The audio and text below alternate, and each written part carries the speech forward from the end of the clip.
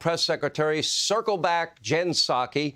She tried to warn us about Sippy Cup Joe. She tried to warn us about the never-ending, ever so confusing, mumbling and bumbling and stumbling Joe Biden all the way back during the campaign. Joey Sippy Cup, if you're watching, if you're up past your night-night time, if you haven't had your warm milky and your little sippy cup, well, this is the message that you're projecting to the rest of the world. And don't take my word for it. Just listen to your own White House press secretary. There have been a number of moments where even those of us who have affection for Vice President Biden think, what on earth is happening right now? From Charlotte, another line going from in Florida down to Tampa. That is a major factor. We don't see that. Look, so the best way to get something done, if it holds near and dear to you that you like to be able to. Anyway. Jen Psaki sees what we see, but now she's just hiding it. That's Joe's sippy cup with the presidential seal. So ask yourself the serious part of this. What do you think Vladimir Putin, President Xi, the Ayatollahs in Iran, the rest of the world are thinking when they see this? By the way, they're not being influenced by the media mob and those protecting Joe. They see it for what it is. America, we do need strong, forceful, decisive leadership. The world needs it. We need clear, cogent, common sense thinking.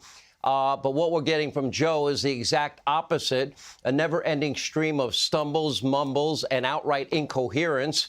And by the way, what is the rest of the world thinking when they see zero experience Hunter traveling all over the world, profiting off his father's diplomacy, cutting deals he has zero qualifications to be involved in? Why? Because Joe, quid pro quo, and zero experience Hunter? Well, they have a lot of explaining to do tonight about the Biden family syndicate, the corrupt syndicate, because a breaking story from Hunter's laptop, Miranda Devine, New York Post, and it reveals that Joe Biden himself, back in April of 2015, he appears to have met with his son's Ukrainian, Russian, Kazakhstan business partners, had a nice dinner in Washington while he was vice president. And according to records on Hunter's hard drive from hell, well, now, as we previously reported, the day after this dinner, wow, Hunter got an email from an executive at Burisma Holdings about an opportunity and thanking Hunter for the opportunity to meet his father while he was vice president. And get this, Hunter appears to have used his role on the board of the World Food Program as a pretext to introduce his business associates to Daddy. Quote, the reason for the dinner is ostensibly to discuss food security, Hunter wrote, before adding, quote, Dad will be there, but keep that between us for now. Thanks. Now, Joe Biden is on record saying over and over and over again that he never once, not a single time, ever discussed his son's foreign business dealings with him. Really, Joe? Do you stand by that? Take a look. Mr. Vice President, how many times have you ever spoken to your son about his overseas business dealings? I've never spoken to my son about his overseas business dealings. I have never discussed with my son or my brother or anyone else anything having to do with their businesses, period. Do you stand by your statement that you did not discuss any of your son's overseas business dealings with him? Yes, I stand by that statement. Yes, I stand by that statement. Well, he's lying. Now, it does explain something, doesn't it? Why would a vice president ever say you're not getting $1 billion unless you fire a Ukrainian prosecutor? Why would a vice president want a Ukrainian prosecutor fired? Because that was the prosecutor investigating his zero-experience son being paid millions. Now, add this explosive new development to what we already know. It was exposed first by Peter Schweitzer, Senator Grassley, Senator Johnson, and others. But it's about time we get actual answers, actual transparency from Joe Biden. Imagine if it was Donald Trump.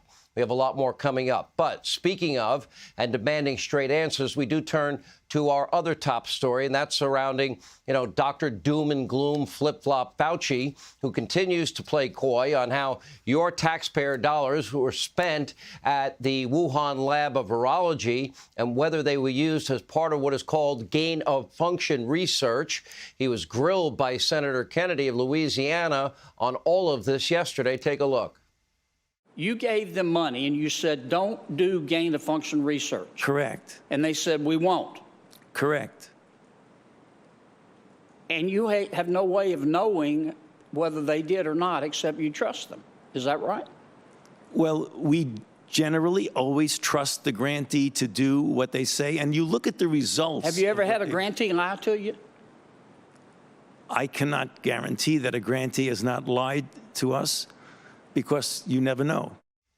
In the past, he said, we never did such a thing. Now, maybe, I don't know.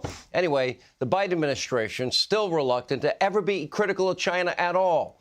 And now they're still deferring to the corrupt WHO on a probe into the origins of this virus.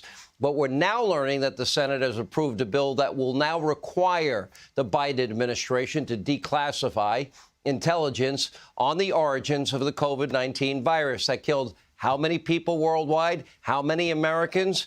And a top U.S. general is sounding that alarm. China's COVID cover-up is hampering efforts into getting to the bottom of where this started and how to prevent it from ever happening again. Remember, only a few short months ago that even mentioning the lab leak theory got you written off by everybody in the media mob and the Democrats and big tech as a conspiracy theorist, just for asking the logical questions.